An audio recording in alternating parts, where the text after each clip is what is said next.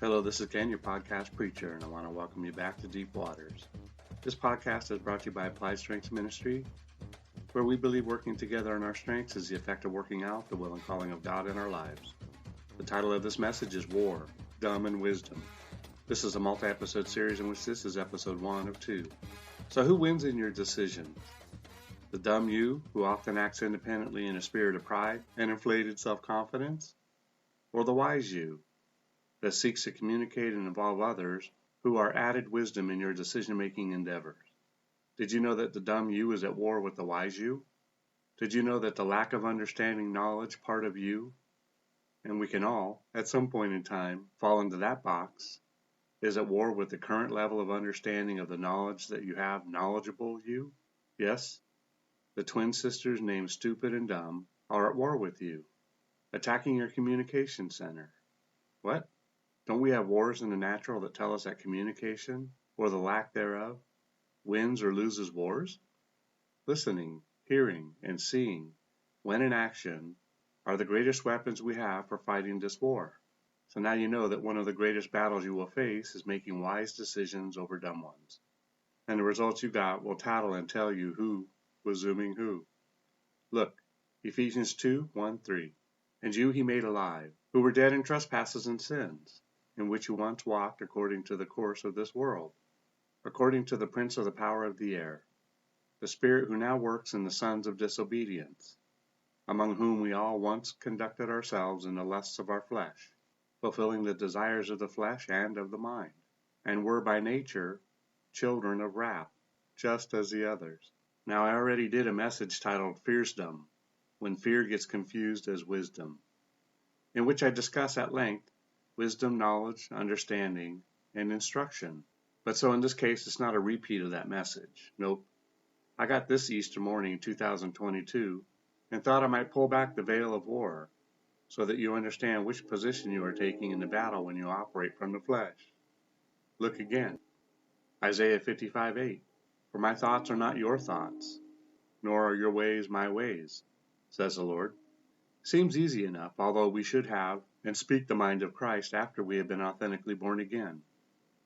We at times reproduce the arm of the flesh, which always leads to the manifestation of stupidity or dumb acts. Look thrice. 1 Corinthians 1:25. Because the foolishness of God is wiser than men, and the weakness of God is stronger than men.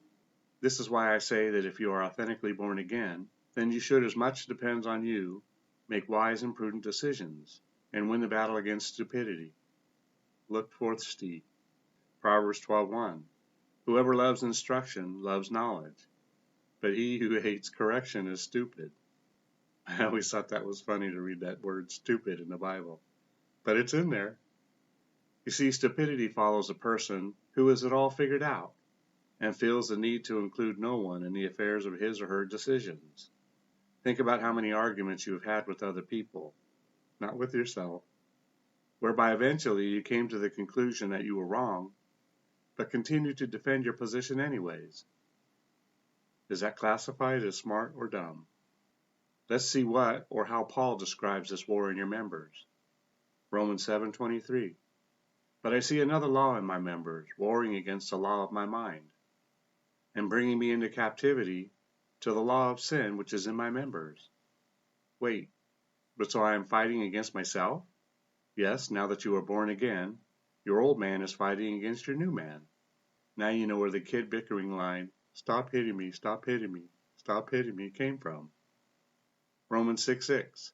Knowing this, that our old man was crucified with him, that the body of sin might be done away with, that we should no longer be slaves of sin. Ephesians 4:17. And that you put on the new man, which was created according to God, in true righteousness and holiness. The old man is a dumb old mule, self-willed and all about rebellion type of person. See, even Peter agrees and warns us of the old man. 2 Peter 2:10. And especially those who walk according to the flesh, in the lust of uncleanness, and despise authority. They are presumptuous, self-willed. They are not afraid to speak evil of dignitaries. So you see, you can only act one of two ways on this planet, regardless of what you do or say about yourself, and regardless of all of what good things you have done. You fall into the new man or the old man category. Now, as a believer, I'm on a journey to recognize this, and so whenever my old man is tested to manifest, I can pass the test by responding in wisdom, which oftentimes happens by refraining from talking at all.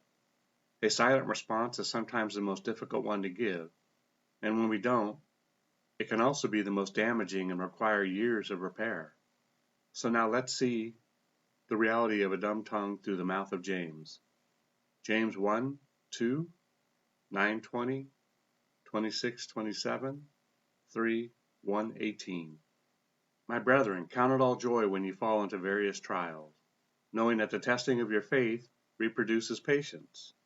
Help, I'm falling into trials and I can't get up. Seems a bit ironic that I should be but falling into trials and not just walking into them at any point. The point I am making about this point is that it points to the fact that you will be tested with trials to increase your faith, just slow enough to produce faith. Verse 4, but let patience have its perfect work, that you may be perfect and complete, lacking nothing.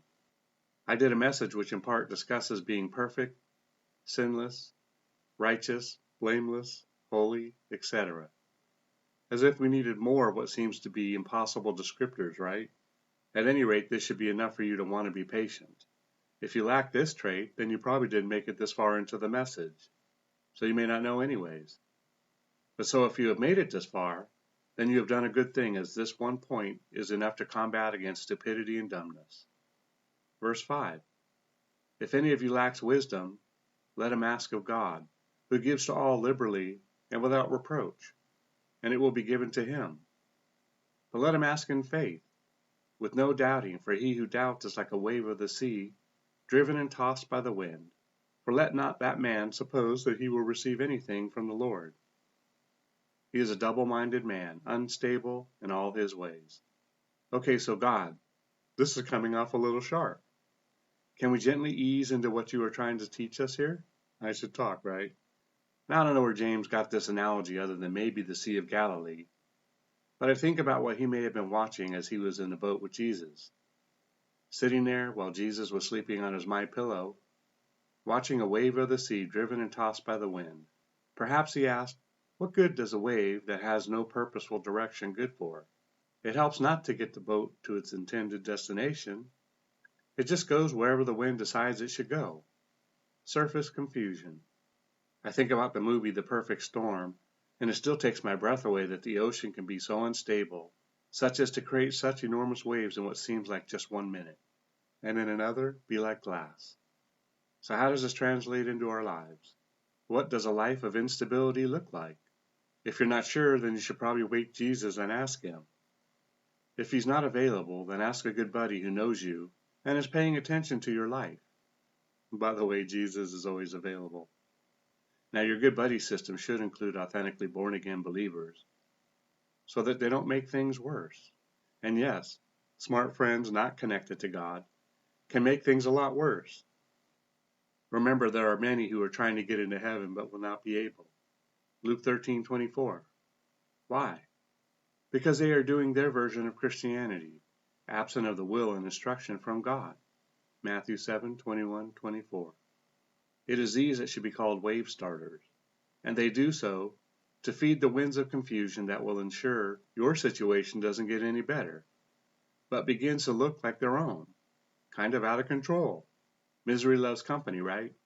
I know it sounds like I'm rambling, but this point is serious because we are not naturally inclined to go to those who can really help. Because like the Pharisees, when they heard the truth, they became offended. So will we, and we do. Good Christian friends don't just tell you what you want to hear, but also, and maybe in greater measure, what you need to hear. Wave bye-bye. Verse 9.